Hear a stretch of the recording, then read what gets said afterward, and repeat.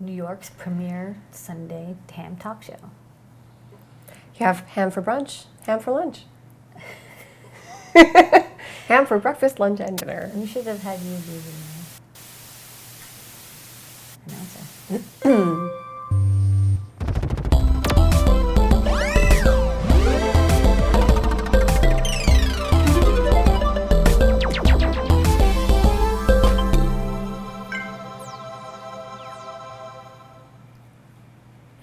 Welcome to a special edition of Desk of Lady Ada, Ham Sunday. Delicious ham. It's what's for brunch. Well, yes. Well, did you have, no, you didn't have ham for brunch, did you? No, I had seafood. Okay. Well, Mr. Lady Ada had ham. Yes. So there was ham on a plate, but now we're going to do ham over the air.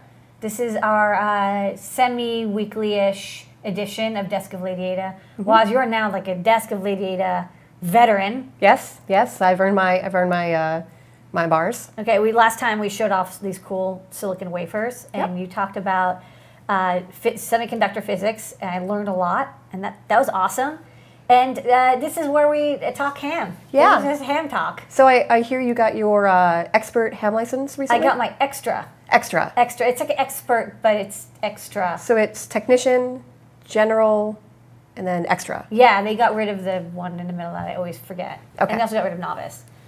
And yes, I got my ham license a few weeks ago. And do you have a ham license? I actually don't. Wow, how is that possible? It's so one of the it's really funny. So even though I took antenna theory and I really like antennas and a lot of radio electronics, Who doesn't love antennas? it's really cool. It's just cool physics. They're just wires. And well, waveguides. Everything's a waveguide. But anyway, I always heard that actually getting your ham license was really technical and really involved. And my good neighbor Travis Goodspeed has been telling me, you know, Waz, go get a technician's license. It's not a problem. But the whole process seems really opaque to me, and like I could never really figure out where to get started or even what the exams look like. So I have the ARRL handbook because it has really good design examples for RF. Yeah. And it's wonderful for looking at, you know, energy transfer into antenna circuits, which is all really, really good. But I don't really know where to start. Yeah, no, So, and I think, so I haven't. you know, especially if you hang out in Cambridge, there's a little bit of clickiness. It's like there's people who have ham licenses and there's people who don't. Yes. And I will admit that when I was studying to get my license, there was this sort of feeling of, oh, this is going to be really challenging and you have to study a lot. Yeah, and I don't have time with my job. Right, and then I kind of realized that if you've gone through MIT and taken 6-1 classes, you actually kind of know everything already. So what do they cover in the exam? And if I remember correctly, you actually got a hat trick. I didn't get a perfect hat trick. I got like one question wrong or something. Okay, but that's still like you did all three at once. Yeah, I did all three at once, which I would look. Which I didn't know you could do. I thought you had to like schedule them sequentially. You don't have to, and if you're fast, you can get it all done in an hour. I think I did all three in like an hour and a half. Okay. So you just went through it, and you have good exam taking skills. Oh yeah, for sure. Because you graduated. Did you do your MEng? I did both my bachelor's and my MEng at MIT. Okay, so you're like a master of electronics. Yes, in fact, I am a master of engineering. Okay, great. Well, So- we're both. Okay, so the technician. So here's the deal about the licenses. Is first off, I'm going to give you the site that I use to study, because hamstudy.org, Okay. which is not true spaced repetition, but it's basically spaced repetition. Where they just give you the question and you go through it and go through this question because set. there's a fixed pool. So Right. it's not like they test you on V equals IR, which is like one of the concepts that you must. I don't know if you know Ohm's law. Is it V equals IR or I equals VR? I can never keep it straight. I know. Who can keep it straight? I always write it on my arm. Okay. Is it impedance?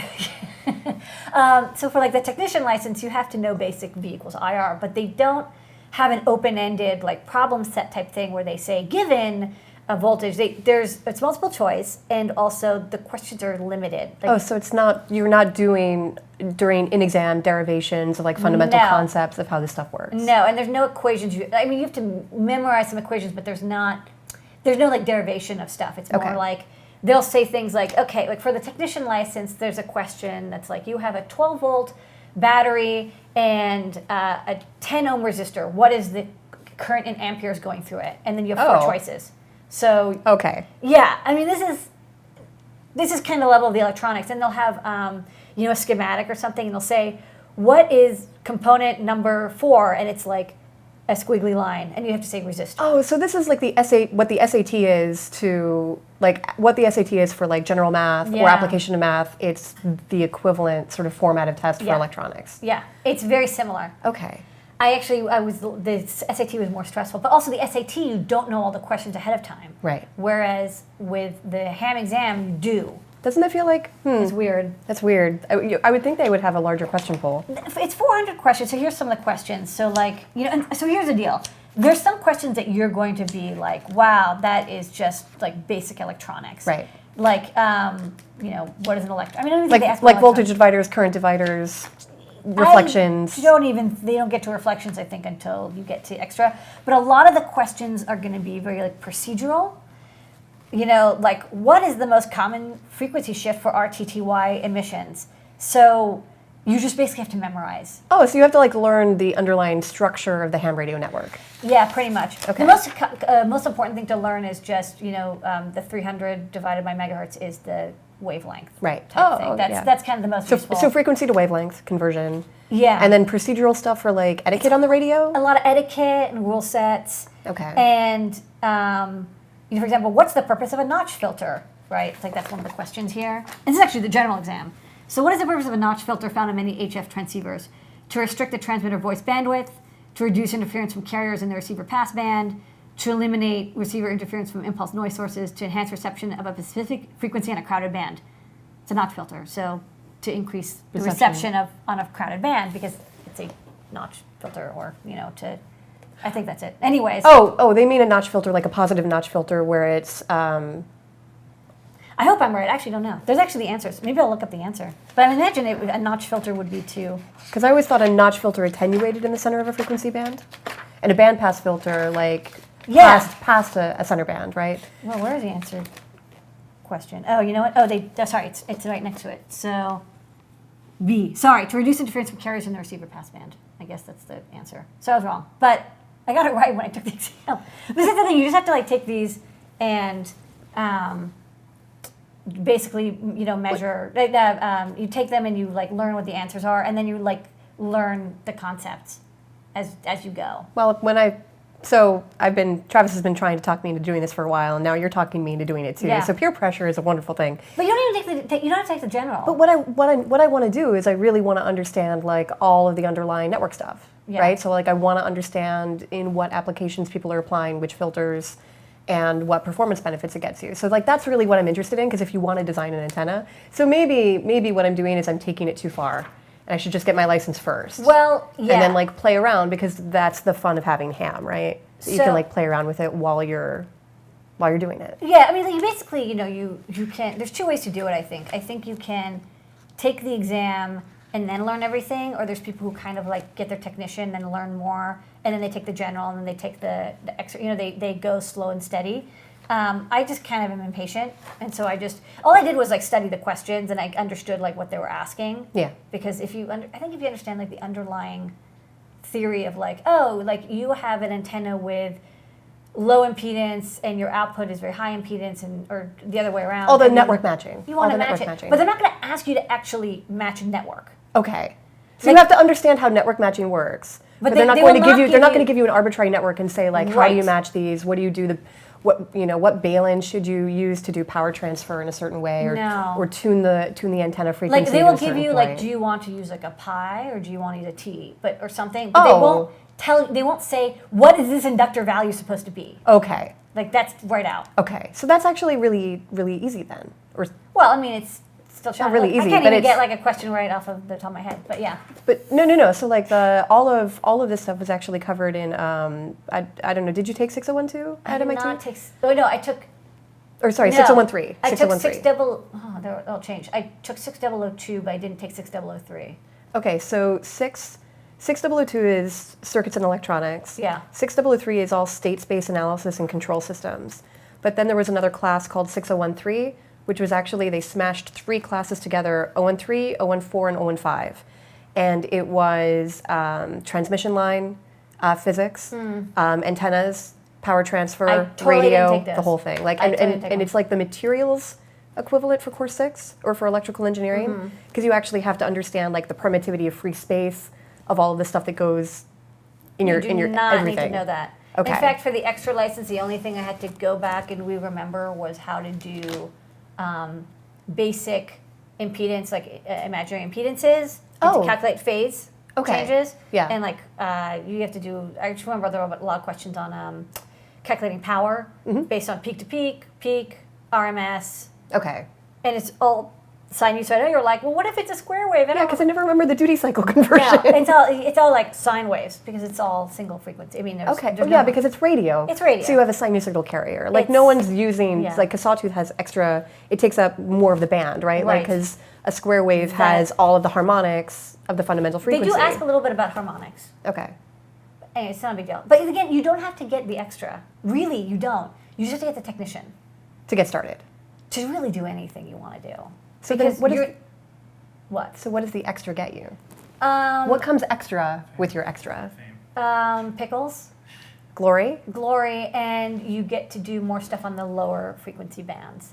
Okay. So 80, 40, 20, all those, the lower frequency bands, which I don't even use, that's what you get more access to. Okay. There is the one handy thing about this book is it actually has like a radio band. Yeah. So a chart. So it'll tell you which ones. So like amateur extras. This is actually back when they had advanced and novice. So there's a couple things where it's like, oh, like the frequency on like 20 meters is a little bit different. You get access to like a little bit more spots. So more room to play. Yeah, like here you get access to 3.6 or 3.7 on the 80 meter band, and you get a little bit more space up here. But and if you're a technician, you don't get, sorry, for data and voice, whereas if you are a technician, you get access to much less. And it's also, this little wave means like Morse, it's a continuous wave. So you only get to do continuous wave. But this is access to broadcast, not access to listen, or is it both? You can always listen into anything. Okay. I mean, you get RTL, SDR, and you're done. So this is to prove that you have the capability, skills, knowledge to understand, one, how to put data and information on the ham radio network without messing everybody else up. So you know how to play well together. Don't be a jerk. Yeah. Which I'm not, I think. But what you and I probably want to do is hang out in the 70 centimeter band.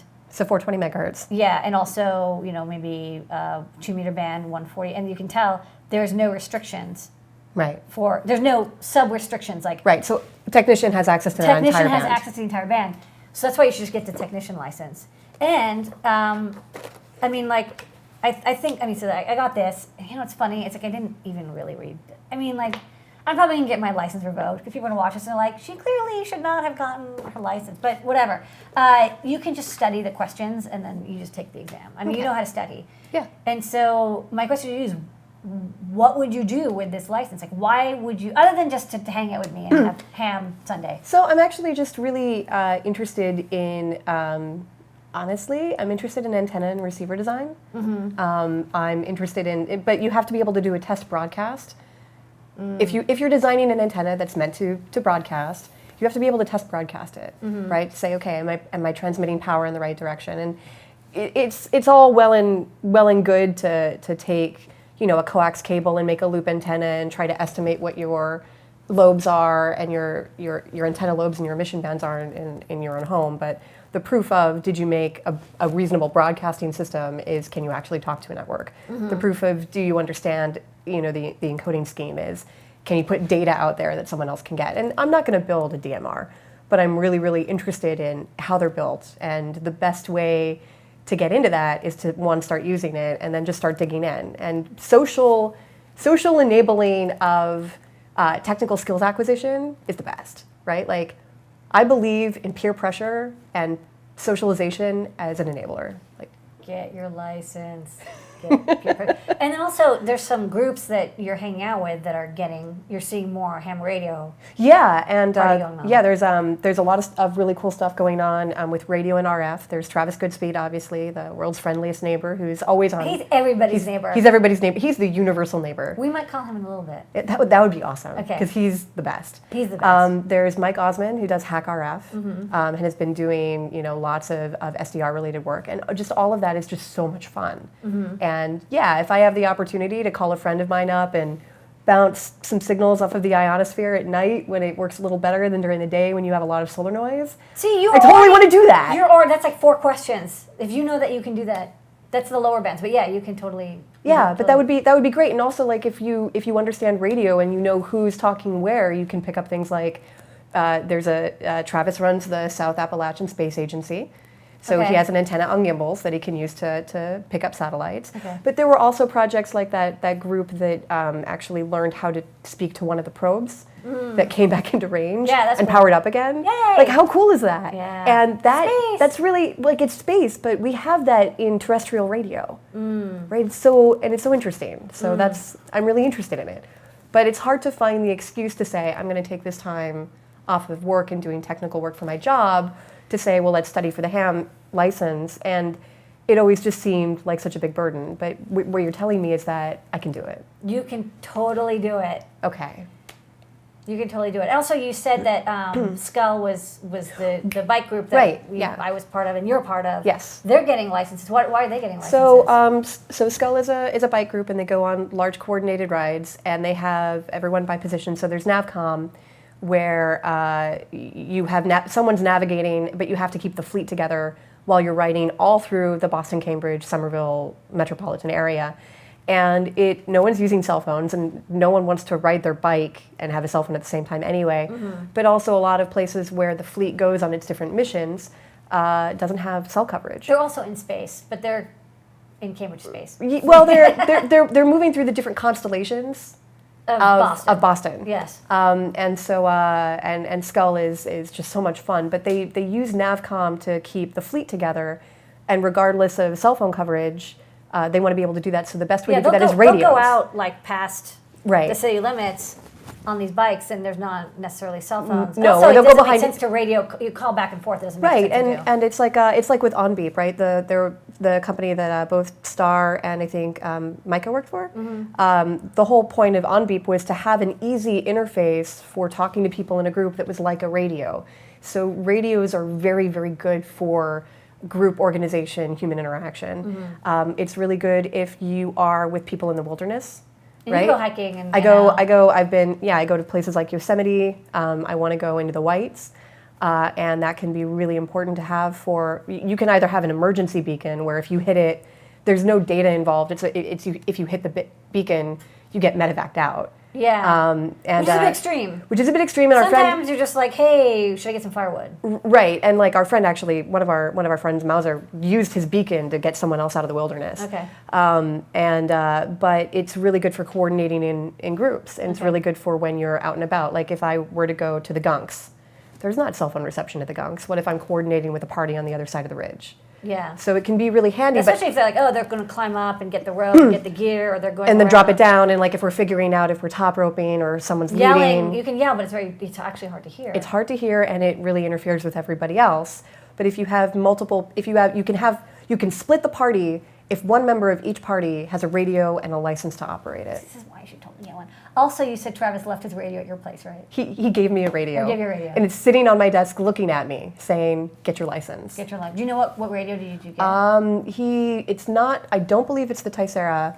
I have to look it up because he started working with this radio a couple of months after we hung out at my place. And I got this almost pretty much because I follow him on Twitter, and he kept saying how much fun it was to hack and mod this radio, and I was just like, I'm totally gonna get my license because I've been meaning to, and I'm going to get these radios, and maybe we could call Travis. Yeah. Because legally, I am permitted to do this. You are. And what's funny, this is like my first time using a radio, so it's a little terrifying. But yeah. Do you want to show it underneath the overhead? Yeah. So I programmed this in, and well, the problem is you can't like enter in codes You have to program it. So you can't program this radio directly. You actually have to do it through a computer interface. Yeah, which is a little bit kind of entertaining. So I coded in K2 Mac, which is, sorry, there you go. K2 Mac. Oh, rotate. Yeah. Sorry, rotate, and then, hold on. Yeah. Flip that. Okay, sorry, thank you. So this is the local repeater, and I looked this up, and it's on my computer, but they're a repeater in Manhattan, which is on the same talk group that he's accessed, because he's not in New York today. So the way this radio works is you actually have a whole bunch of, towers that are repeaters. It looks exactly like this and has sparkles coming out of it, yes. So well, these are radio waves. yes, this one is in Manhattan. So this is in Manhattan. And this one is in like Philly. And then we have our neighbor And then I'm like, hi. over here, right? So this Yeah. is Travis with his dreads. He has huge hair. He does. And he has a little radio. Hi. And then the radio, he talks to his tower, Yeah. And then this actually, I think, goes through the internet. and you talk to your tower, or your repeater. Yeah. It goes through on a channel. So I think it used to be like most analog radios and even maybe digital radios, they would talk repeater to repeater. But what's interesting about the DMR network is, from what I can tell, it goes completely through the internet. There's actually, this has like wires, and it just does TCP/IP. Okay, so the repeaters are used and basically only for the local client radio connection. You can talk radio to radio, of course. But you have to be close enough. you have Like to be Travis would have to be here, and because all of this is your Yeah, I'm transmit. here, I'm like, this is like Manhattan. So he'd have to be like in Midtown, and I'd have to be downtown. And like we might be able to reach each other with 5 watts. Yeah, because you're limited by transmit power. Because if you transmit too much power, you'll actually spill over and interfere with other devices. And I know that one of my neighbors had a radio antenna growing up near my house, and he was transmitting on the CB bands, and it would actually come in on our TV. Any That's cool. speaker or power cord that acted like an antenna would pick up That's funny. this stuff. So like Well, we would have his transmit power was way too high, and he was interfering with a bunch of stuff. It sounds like he was just, like there's just some filtering issues because you can transmit like legally you can transmit. I don't know how many on some of them 200 watts, some of them 1500 watts, and this is only 5. This is nothing. He home built a tower in his backyard that was Yay. 200 feet from our house, and we picked up everything on our speakers. Was it anything good? No, it was him talking to truckers nonstop. It was the worst thing. Like I thought I was going to go insane. I was 10. This is maybe why you're traumatized against getting a radio. Well, that was my first contact with CB and ham. I'm like, why is this man just talking all the time? Couldn't turn it off. I don't know. I would have had to destroy every speaker cone in my house. Okay. Anyway. All right. Oh God, it was so hard. It's okay, Waz. It's okay. So we got this radio. Okay, so I've got my radio, and then I've already programmed this radio in, and like I have my. And Hold on. I totally don't remember how to use this. Menu, and then utility, and then I have this with my info, so it has my ID number in it. yeah. So what's interesting is that I think this ID, it's not used for routing. It's actually used for. It's metadata? It's like metadata, I believe. Okay. And here's something else that's interesting that I find fascinating is, you're supposed to, whenever you call on the radio, you have to say your call sign. Yep. But what's interesting is like, why doesn't like that data packet count? This is a question I don't understand. Like the data packet can have your call sign in it, but it doesn't. You still have to say it, which is fine, but I just think it's interesting. Well, I mean, all of this was before you actually had that metadata in it, right? So Yeah. this is all based on the original radio protocols Yeah. where you announce who you are on the channel. No, like I totally understand socially why it's done, but Okay. it's like I find it interesting. It's going to be interesting to see if eventually. If eventually it goes away. And it's like, because it's digital radio anyways. You can't listen without a decoder. If you have a decoder, then you would have.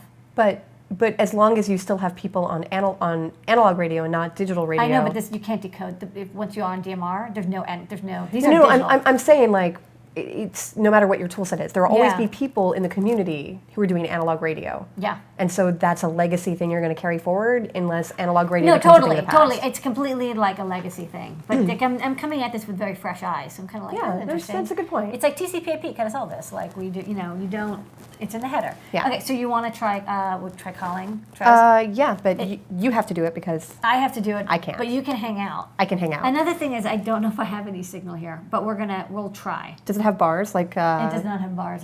I mean, it should have bars, but there's no bars. So I don't know. I might be facing, we're facing the opposite way from the repeater, so it might be. Yeah, because the direction matters. Because it's like line of sight. I believe the repeater's over there, Okay. and the window is over there. So we'll see how this goes. I'm not. Let me turn the volume up, and then I'm going to. Yeah. Okay. So let me try this.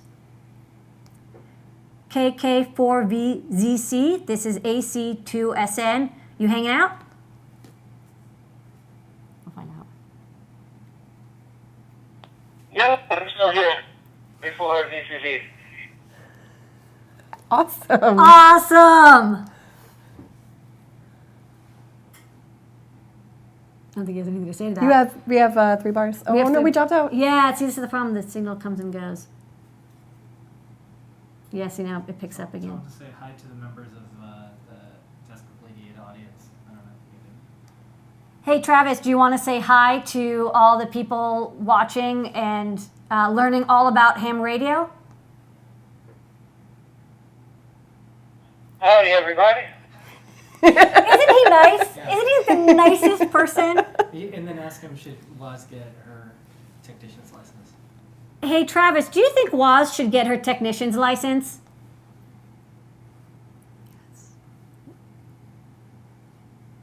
Let's see.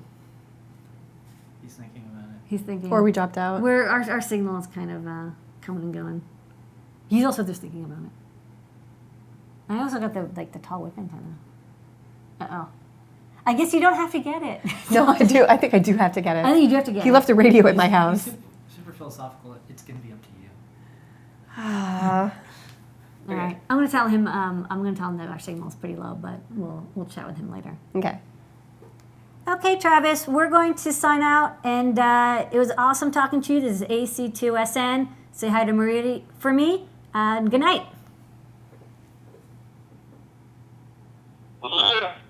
Okay. Yay! It's over. Clear VCC. Clear. All right, sweet. Yay. So apparently you're supposed to say clear. Clear. All Yeah. right, all right. So I'm learning a lot. See, that was my first time on a radio, so I'm a little too chatty. I think I have to. Full radio. Oh, and I have it in promiscuous mode, so we're listening to other people on the So radio. promiscuous mode is like scanner. Yes. Because I remember my dad always having a police scanner growing up to like listen to all of the emergency bands. Right, it's scanner, but it's digital scanning. So, again, I could hook this up to be analog. Of course, you can do analog listening as well. It's like FM Yep. band. Which is very easy to decode. For the DMR, though, it can be put into promiscuous DMR mode, which is a little bit more challenging, right? Because it has to like pick up the messages and then decode them. It isn't just. And it can be bandwidth limited, so it's not going to be able to pick everything out. It's quite bandwidth limited. So that's Okay. why the voices sound a little bit robotic, a little scratchy. There's a codec, so it's not like To compress it, to send it through. yeah. It's I believe it's compressed and it's not like wave. Okay. It's more squishied than that. Yep. But that means they could fit a lot more channels in, and also when we were programming this in, remember we did the time slot. Yes. So there's 2 time slots. Oh, so that's like TMDR? Time division multiplexing? Yeah, time division multiplexing. yeah. I always called TDMA, but it's Or not. TDMA, yeah. But I don't remember what they stand for. It's time division. Yes. Multiplexing. So you have 2 slots, and so the repeater we're talking on, there's other people on it. Right. But if they're on a different, the talk group is there's like alignments, but the talk group that we were on is time slot 2, but somebody could be on a different talk group on time slot 1, and there's even like a worldwide talk group. So it'd be I'm like terrified of accidentally being like, hey, this is the entire world. This is me. I don't. Hello, world. Hi, Literally. world. Literally. Quite literally. And I'm sure people would get very annoyed with that. So I'm not going to do that. So far, all I've done is talk on the K2 Mac repeater just to the tri-state area talk group, which is shared with Travis. And that's because we know where Travis is, and so we know what network he's likely to be on. Right. He knows what, because he comes to New York and he keeps radios on him pretty much all the time. He has a radio all the time, so he knows what radio to talk between Manhattan and Pennsylvania. He's like, oh, this is the repeater that I know will carry that group, because there's other repeaters in the area. The problem I had before was I had a different repeater. Okay. And it wasn't one that shared the group. With Philadelphia. Yeah, it's kind of like carrying a news group. So they basically, the repeaters, it's not a fully connected graph. No. They have all of their own like network topologies. Right. And so you have to, everyone carries the worldwide group, but all the other groups are not necessarily carried. Where would you actually find information about what the repeater groups are for this DMR network? You would go to the DMR website. So There's a website, and they basically have a list of all the repeaters. Okay. And then you would look to where the person you're trying to talk to and what repeaters. And you would. It doesn't make sense to do this every time, so you would kind of hook this up and be like, okay, this is the network for this person, and then. So it's like knowing somebody's area code, basically, and memorizing it back in the day, to know how to like patch calls through. It's a little bit older than that. Maybe it's like on the internet where you would have to know the routing path. Okay. You'd be like, oh, how do I route the packets to that location? Or it's actually a little bit more like, let's say like we're in Boston or in Manhattan, and I want to visit you. And I live in, Newton, and you live in Somerville. You have to know all the transfer points. Here's your train line, and here's my train line. So I'm on the green line, you're on the orange line. Okay, so I have to go to the red. Like, what's the path? What are the transfer stations? Exactly. Yeah. So it's very similar to that. You just have to know. Okay, so what is the commonality that lets me get to that spot? Is there like a bus line or like a train or whatever? So it can actually happen on this network that you can't get there from here. That is correct. Okay. I mean, it seems like you could always get on the worldwide group, but I think it's probably frowned upon, because it's like, hey, everybody, like. Or emergencies only. Of course, emergencies only, but for talking to Travis about waffles, we want to keep it local. Keep it local. Okay. Yeah. All right, so that's fun. I learned a lot. Wow. So yesterday I got to teach you, and today you get to teach me. Clearly, I don't really know what I'm talking about, but I think you do. You convinced me. I'm getting there. You should. So we looked it up, and there's going to be an exam at MIT in a couple weeks. Mm-hmm. That's actually the one that all the Skull pilots want to take. You should just go. So I'll give you the list to the URL that I use, hamstudy.org. Mm-hmm. So that's the space repetition. You can take home this general class license manual, because I'm not using it. Yep. Wow. No, because you don't need it anymore. I don't need it. Because once you have it, you can just keep on renewing it, right? Right. You're pretty much done for life. I don't believe I ever had to take that exam, which is good, because I'm looking at the questions and I'm like, I knew the answer to like, what is the frequency for Earth, Moon, Earth? And I don't remember anymore. That was like, I'm completely forgot. I'm also going to give you this bold port kit. Engineering superhero? So you will be an engineering superhero. Oh. And you also get our special art, because you're an engineer superhero. Oh my God. I think I might cry. Oh, tears. But you are an engineer superhero. Look at all these gifts that you get. Oh. It was great having you, Lois. Oh, it's good to be here. Thank you for joining us on this adventure. Thank you for running Adafruit and doing awesome things. Okay. So grateful. Okay, well, you're going to head back home, but you will be on future Desk of Lady Ada. Yeah, and you know where to find me. Yes, and when you get your license, we're going to totally talk all the time. Girl talk. Girl talk on the radio. Yep. All right, thanks everybody for tuning in this Ham Sunday. Hopefully my license won't be revoked for something I did today. Yet another week. 1 week at a time. I know, that's what it is. All right, bye everybody.